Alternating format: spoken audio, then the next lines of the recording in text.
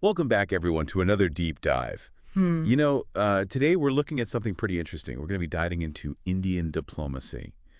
And I think this is going to be particularly fascinating for anyone who's interested in international relations, Hmm. and of course, especially those of you preparing for the UPSC exams. It's a really dynamic situation right now. Yeah, definitely a lot to unpack, so let's get right into it. Okay.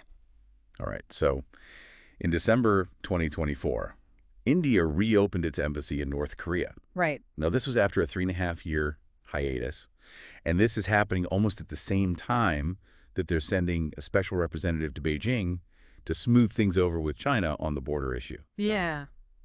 It seems like almost two contradictory moves. It does. It does seem that way. And I think that's what makes it so fascinating, right? It really kind of highlights how India is trying to forge this, I don't know, this really unique path for itself in the global arena. Absolutely. They're engaging with North Korea, this very isolated nation. And then at the same time, they're also directly engaging with a major regional power like China. Yeah. So Professor Chung Woo Lee and doctoral candidate Rohit Jha are here with us today to kind of break all of this down. Yeah, glad to be here. Thanks for joining us. Yeah. So let's actually start with this reopening of the embassy in Pyongyang.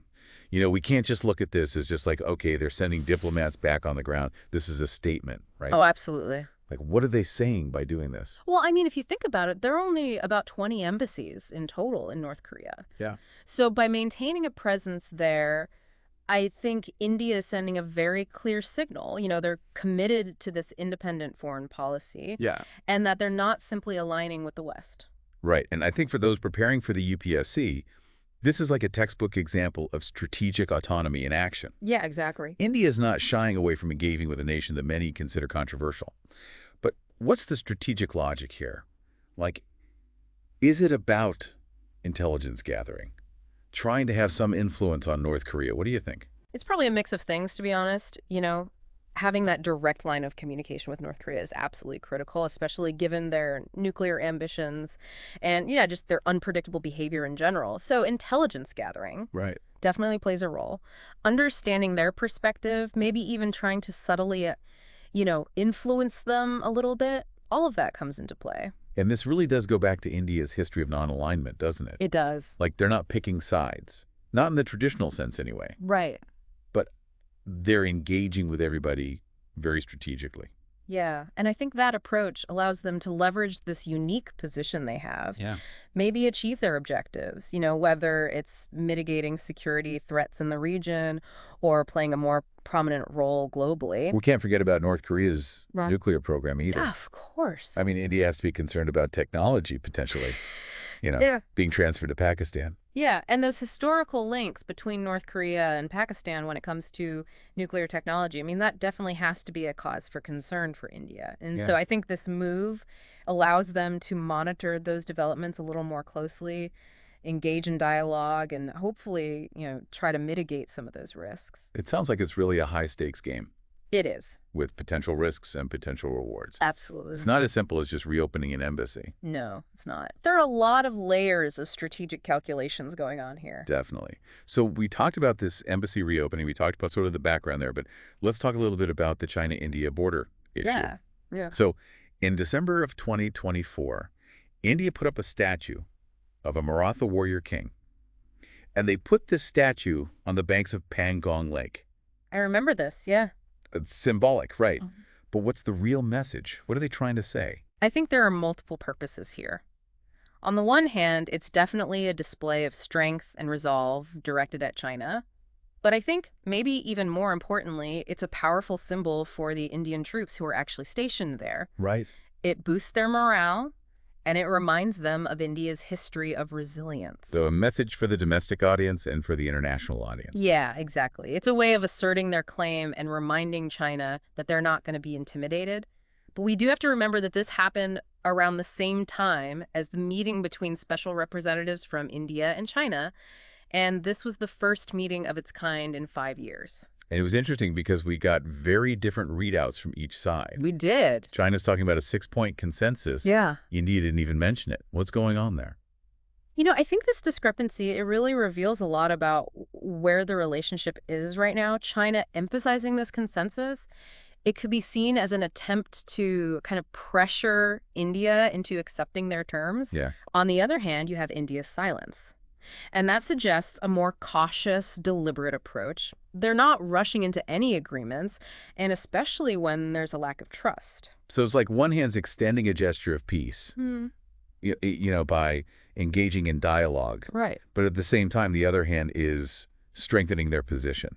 Exactly. And India is sending a very clear signal, I think, that they are willing to talk, but only on their own terms. Right. They're not going to be bullied Yeah. or coerced into agreements that compromise their core interests. It's fascinating. Yeah. It really is a balancing act. It is. I think this also ties into this whole idea of the global south, right? Right. India really wants to be a leader, for this group of developing nations Yeah. and kind of advocate for their interests globally.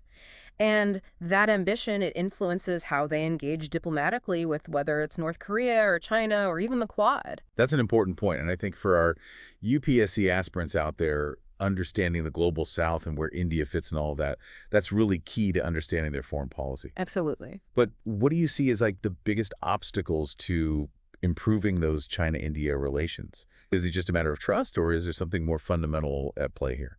I mean, the lack of trust is huge. Yeah. There's so much historical baggage. The border disputes these very different worldviews. China has kind of a track record, right, of going back on their word, breaking agreements. So it's understandable that India might not fully trust them as a partner. So knowing that lack of trust exists, how do they navigate that?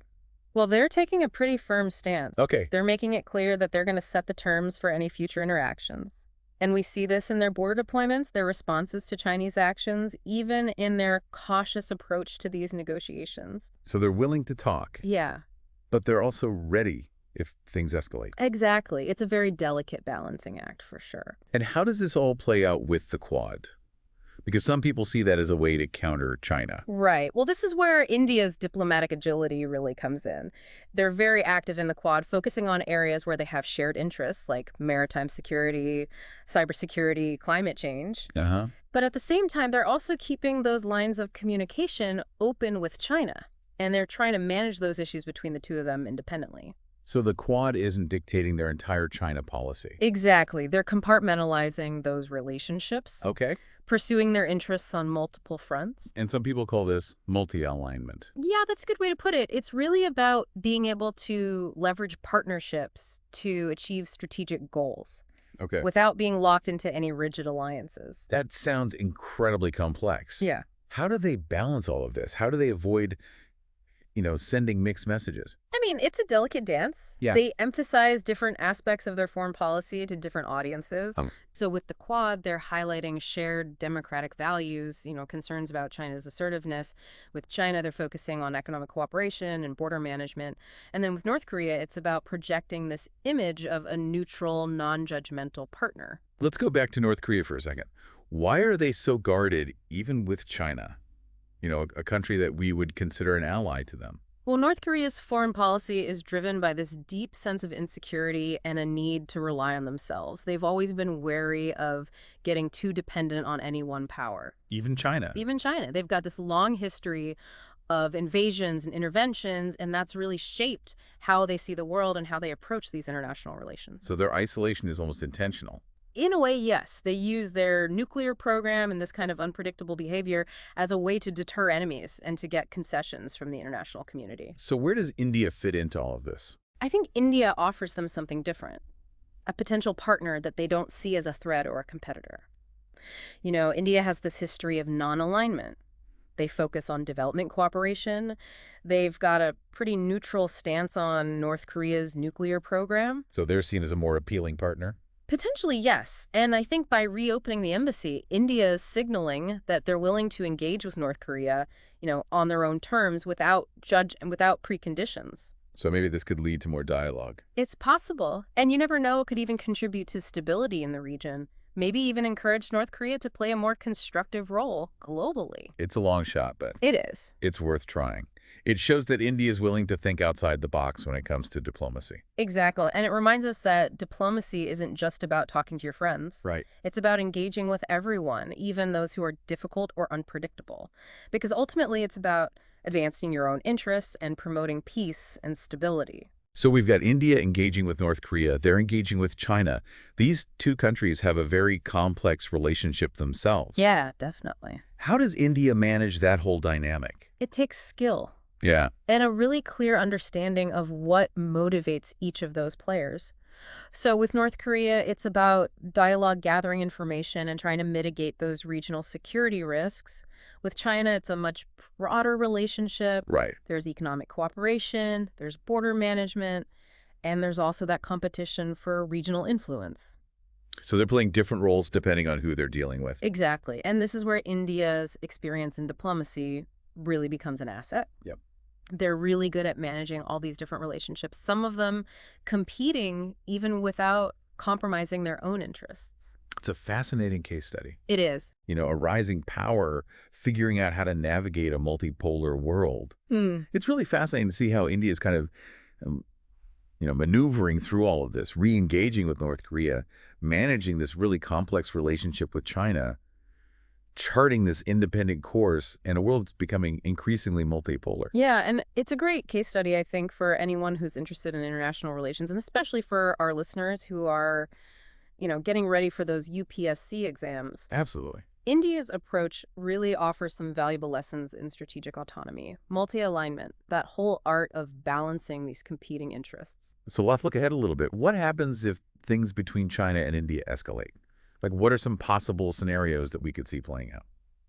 Well, I think an all-out war is pretty unlikely. Yeah. I mean, both countries have nuclear weapons, and their economies are so interconnected. Sure.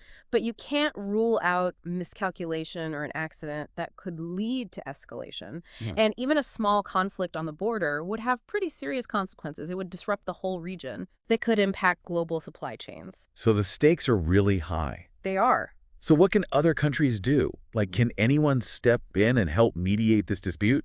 Well, the U.S. definitely has an interest in seeing this resolved peacefully. They see India as a key partner in their whole Indo-Pacific strategy to counter China. Right. But their ability to actually mediate is limited. Their relationships with both India and China are complicated. Okay, so what about Russia? I mean, Yeah. they've got these strong ties with India historically, Yeah. and they're aligning more and more with China. Could they maybe play a role? It's possible. Russia could act as a bridge between the two, but that close partnership they have with China, it might make them seem less impartial. Yeah. So I think they're going to try to avoid upsetting either side and probably take a more cautious approach. What about organizations in the region? Can they help ease these tensions? I think regional platforms like ASEAN or the Shanghai Cooperation Organization, they can definitely help. They can encourage dialogue and confidence-building measures. But it really comes down to whether India and China are willing to participate. Right, so it sounds like a lasting solution. Yeah. It's really going to depend on India and China finding a way to manage their differences and build a more stable relationship. Exactly. So bringing this back to North Korea, how does all of this impact India's engagement there? Could they maybe influence North Korea's relationship with China? I mean, it's a long shot. Yeah, But India's in this unique position. right. They're neutral, and they've provided development aid to North Korea in the past. Okay. So they might be seen as a more acceptable intermediary than, say, the United States. So even though India's main goal with North Korea is probably, just to try to address those security threats in the region, there's a chance that they could do more. Yeah, maybe help facilitate dialogue, maybe even reduce tensions on the Korean peninsula. It's complicated. Very complicated. No easy answer. No, but I think it shows that India is committed to diplomacy. They're willing to engage with all these different players, even those that some might consider, pariahs. So I think this raises an interesting question for our listeners, and especially for those of you who are thinking about a career in diplomacy or international relations.